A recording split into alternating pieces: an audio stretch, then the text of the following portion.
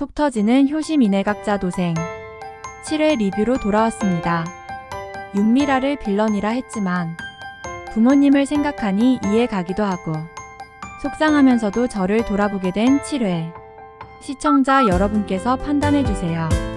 윤미라 이해한다. 그래도 이해 못한다. 임지은 이해한다. 절대 이해 못한다.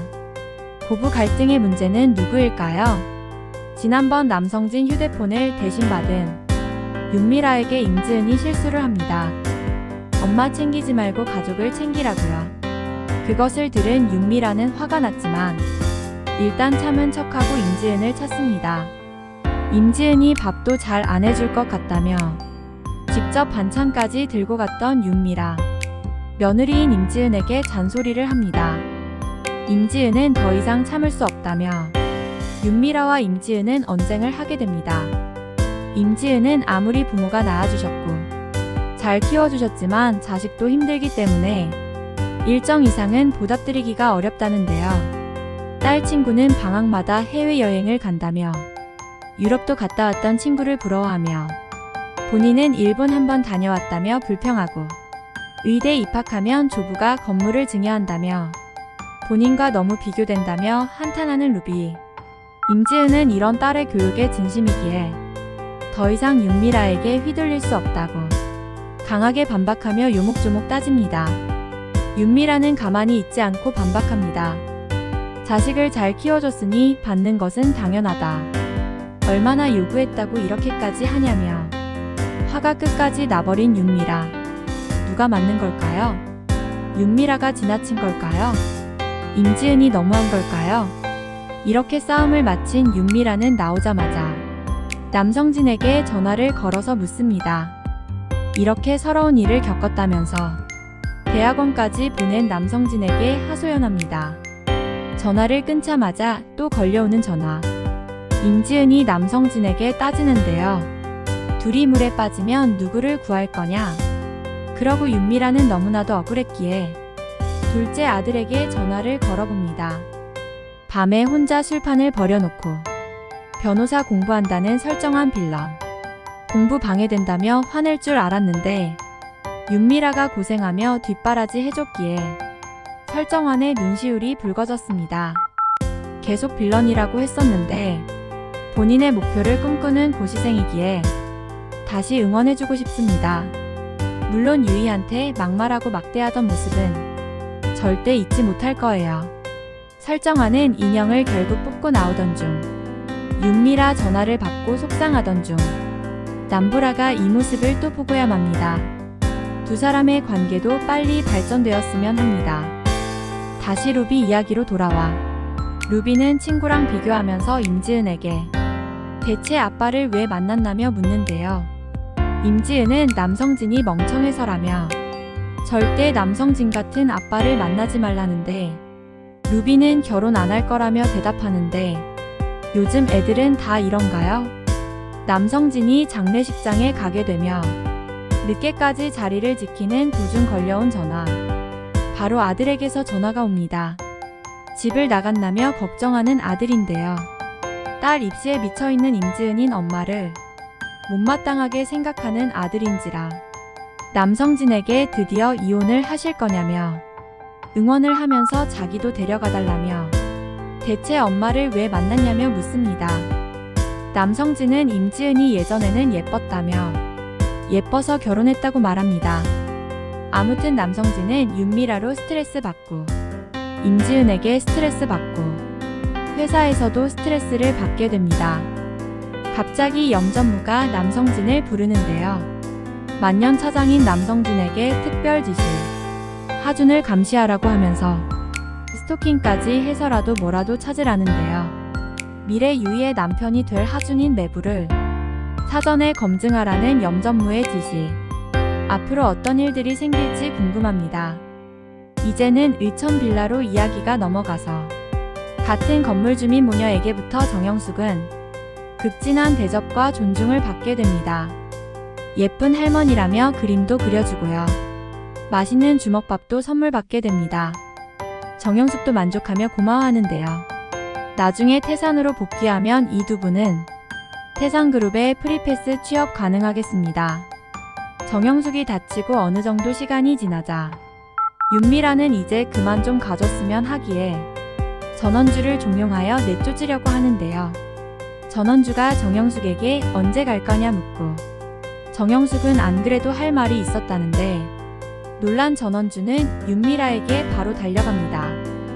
큰일이 났다는데 사실은 경사입니다. 그동안 공실로 있었던 난장판인 방이 보증금 1,000만원에 월세 70만원이었는데요.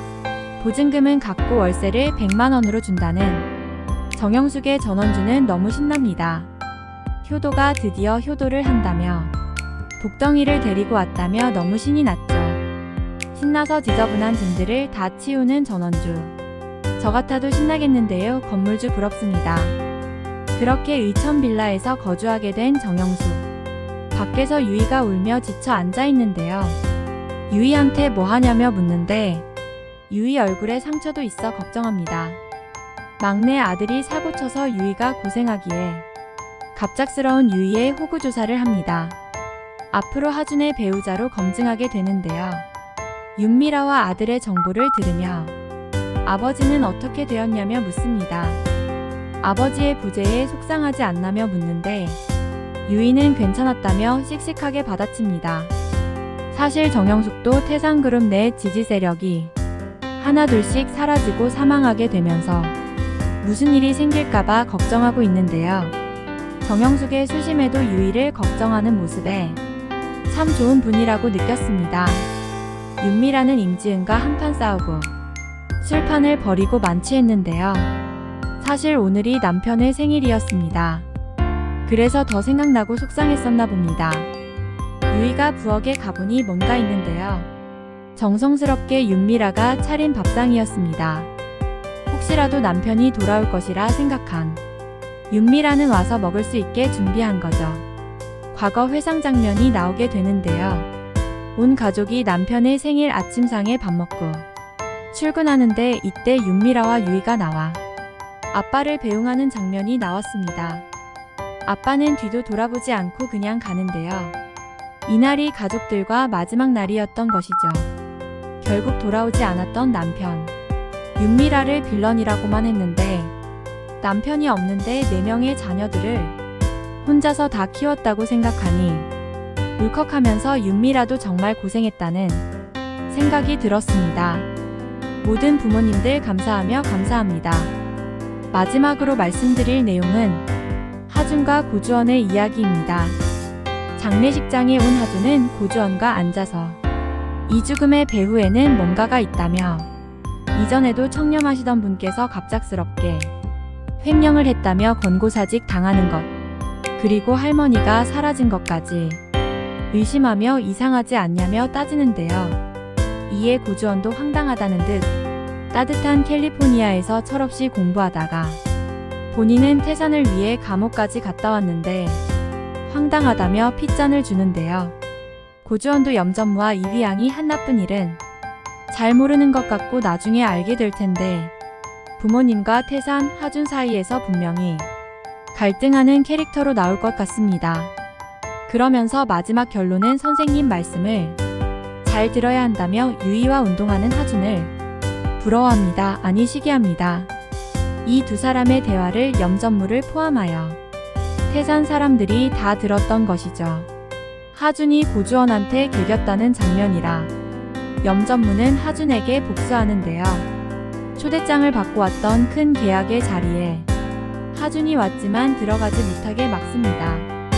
하준은 알 수 없는 표정으로 쳐다보고 계약을 하러 들어간 고주원은 결국 성공하여 기쁜 마음으로 돌아갑니다. 우리 살면서 좋고 기쁜 일이 있을 때 어떻게 하나요? 누군가에게 자랑하고 말하고 싶은데요. 그 누군가가 좋아하고 사랑하는 사람이죠. 바로 늦은 밤이지만 유이에게 전화합니다. 유이는 몸이 안 좋아 누워있는데요. 밤에 회원님 전화가 와서 황당하겠지만 일단 전화를 받게 됩니다. 고주원이 효시민의 각자 도생에서 정말 기쁘게 웃는 모습은 유이랑 있을 때만 기쁘게 웃는데요. 조각미남 고주원과 그냥 빨리 잘 돼서 유이가 더 이상 고생하지 않았으면 합니다. 앞으로 하준에게 마음이 갈 테니 고주원이 속상할 생각을 하니 마음이 아프기도 합니다. 유이가 고주원이 운동을 온다면 수업은 못해도 잠깐씩 봐주겠다는데 고주원은 거절합니다. 그 대신 밥도 먹고 다른 것을 하자며 유이를 향한 마음으로 직진남이 됩니다. 드라마 보면 볼수록 고주원에게 빠집니다. 이 두 사람은 이렇게 핑크빛 분위기인데 한 명은 엄청 화가 난 걸음으로 걸어갑니다. 바로 임주은 아나운서인데요. 계약 끝나고 고주원 보고 전화해서 본인에게 데이트 신청하라고 했는데요. 고주원이 전화를 안 했던 것이죠. 앞으로 이 둘의 관계는 어떻게 될까요? 효시민의 각자 도생 8화로 돌아오겠습니다.